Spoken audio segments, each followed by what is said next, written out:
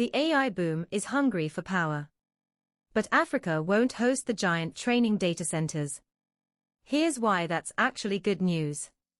Teraco, Africa's largest data center operator, just dropped a reality check.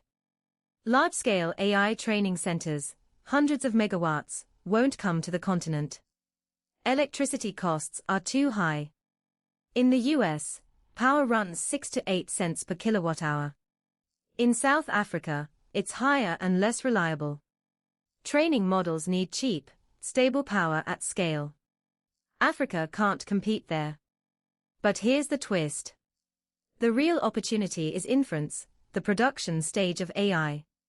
Once a model is trained, it needs to run close to users. Low latency matters for chatbots, image generation, and real-time apps. That's where local data centers shine. Teraco is already building smaller sites in Durban, Cape Town, and Johannesburg. They're investing $125 million in a 120 megawatts solar plant and upgrading the grid. What does this mean for builders in Morocco, Nigeria, Kenya, and beyond? First, don't try to compete with hyperscalers on training. Focus on inference. Build applications that run AI models locally for African users. Think customer support bots, local language models, or AI-powered tools for agriculture and finance. Second, the energy transition is a startup opportunity. Teraco is spending big on solar and substations, but the grid still needs innovation. Smart microgrids, battery storage, and energy efficiency solutions are in demand. If you're a founder in clean tech, Africa's data center boom is your market. Third, edge computing is the next wave.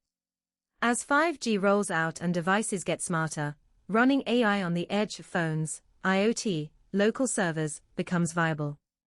Builders who master edge inference will serve millions of users without relying on distant cloud servers.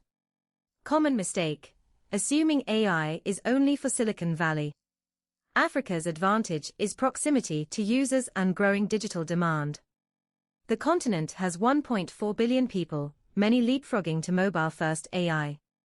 Don't wait for the perfect infrastructure, build for the infrastructure that's emerging.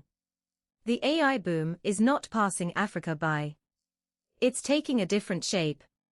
The move is clear. Start building inference-based products for African users.